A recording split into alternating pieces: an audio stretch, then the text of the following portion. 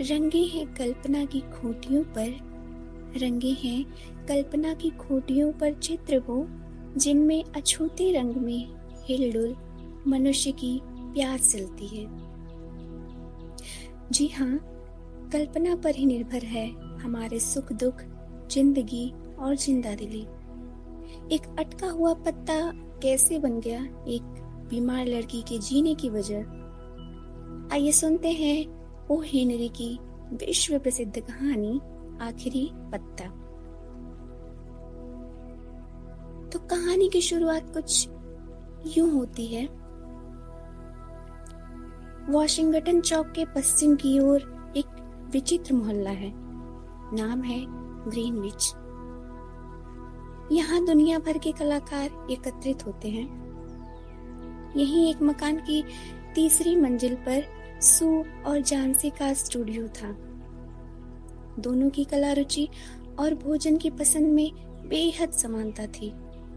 नवंबर की सर्दियों में एक नए मर्ज जिसे डॉक्टर साहब निमोनिया कहते हैं, उसने कब्जा फैला लिया। पूर्वी इलाके में तो इस सत्यानाशी ने बीसियों लोगों की बलि लेकर तहलका मचा दिया था। मिस्टर निमोनिया ने जानसी पर भी हमला कर दिया। वह बेचारी चुपचाप अपनी खाट पर पड़ी रहती थी और खिड़की से बाहर कोरी दीवार को ताका करती थी।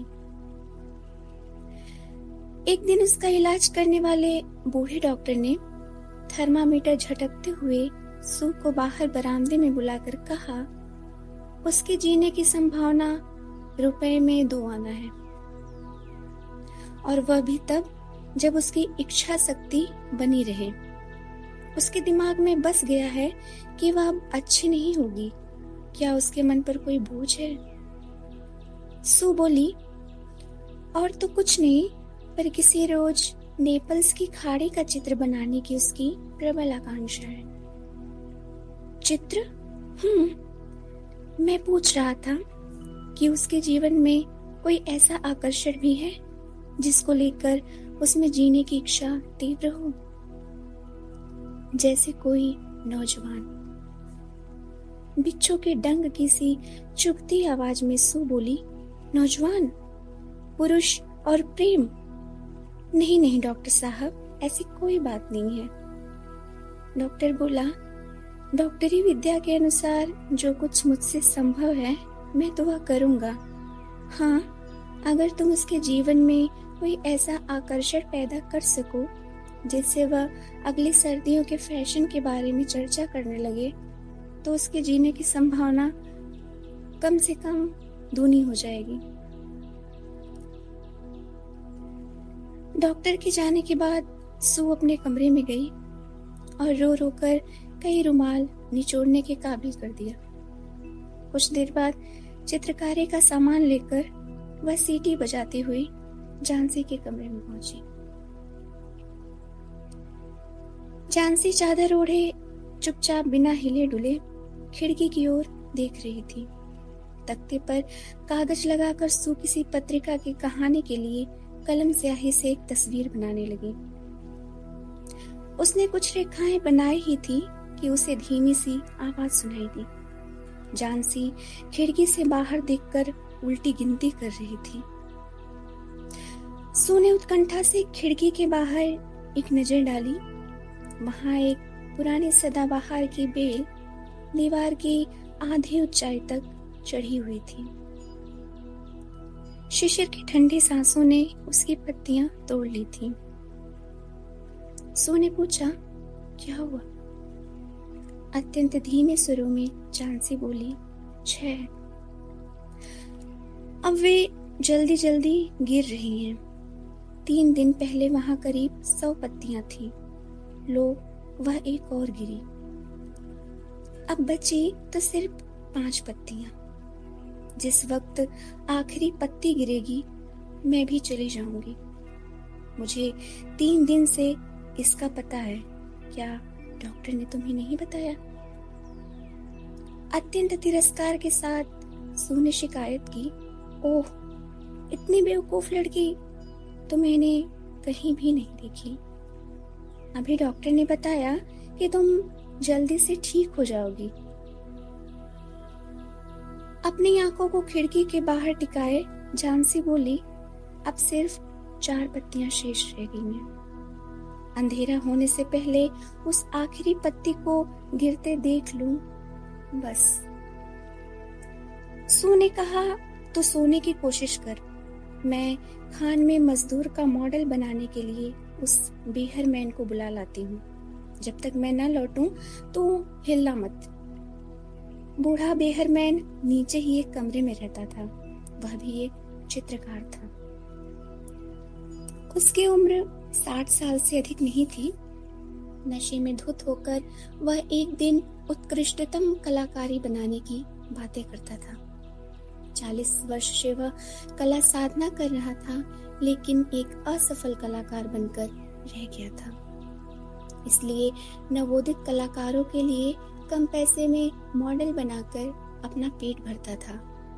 सू ने बूढ़े को बताया कि कैसे झांसी इन पत्तों के साथ अपना जीवन जोड़कर उनके समान बह जाने की भयभीत कल्पना करती है।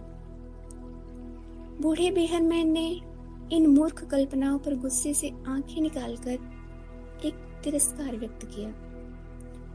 फिर बोला, यह जगह झांसी जैसी मासूम लड़की के मरने लायक बिल्कुल नहीं है। जब वे लोग ऊपर पहुंचे तो झांसी सो रही थी। सू ने खिड़कियों के पर्दे गिरा दिए और बेहरमैन को दूसरे कमरे में लेकर गई। अपने साथ बर्फ की सी ठंडक लिए बरसात लगातार गिरती जा रही थी। 1 घंटे की नींद के बाद जब झांसी की आंखें खुली तो उसने सुसुराहट के स्वर में खिड़की का पर्दा हटाने का आदेश दिया। विवश होकर सू को आज्ञा माननी पड़ी, लेकिन यह क्या? रात भर बारिश, आंधी, तूफान और बर्फ गिरने पर भी ईंटों की दीवार से लगी हुई उस बेल पर एक पत्ती लगी थी।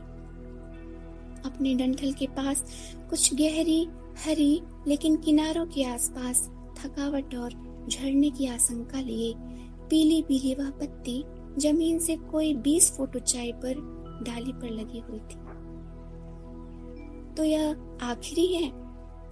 मैंने सोचा था कि यह रात की बारिश में गिर गई होगी। खैर, कोई बात नहीं, यह आज तो गिर ही जाएगी और तब मैं भी मर जाऊंगी। दिन बीत गया और गहराती रात अपने साथ उत्तरी हवाएं और बारिश ले आई, मगर बेल में पत्ती अभी तक मौजूद थी। झांसी बहुत देर तक उसी को एकटक देखती रही। उसने सू को पुकारा, जो चौके में सूप बना रही थी। झांसी बोली, कुदरत की किसी शक्ति ने उस अंतिम पत्ती को वहीं रोककर मुझे यह बता दिया है कि इस तरह से मरना तो पाप है। लाओ, मुझे थोड़ा सा सूप दो और उससे पहले मेरे सिरहाने कुछ तकिए लगा दो, ताकि मैं बैठे बैठे तुझे खाना बनाते हुए देख सकूं। शाम को डॉक्टर साहब आए और जांच के बाद सू से बोले, अब संभावना 8 आना मानी जा सकती है। अगर परिचर्या अच्छी हुई तो तुम जीत जाओगी। और अब मैं नीचे की मंजिल पर अन्य मरीज को देखने जा रहा हूँ।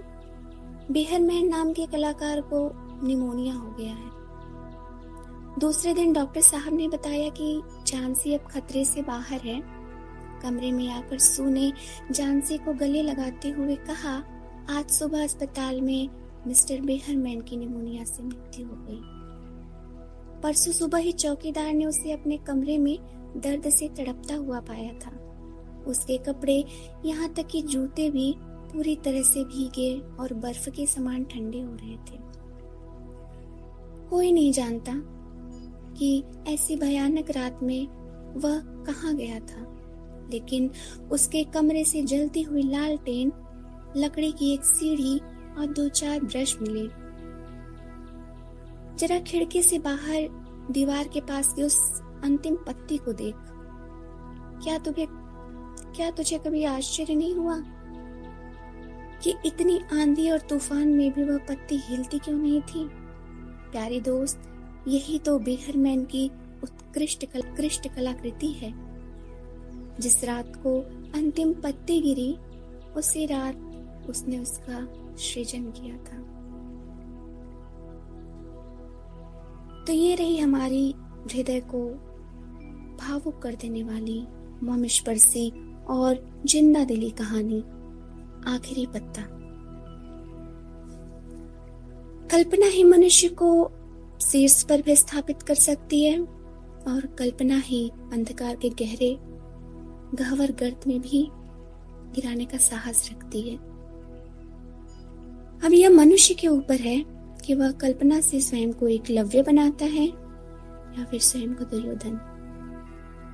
आप सभी का बहुत बहुत धन्यवाद इस कहानी को इतना प्रेम देने के लिए। धन्यवाद।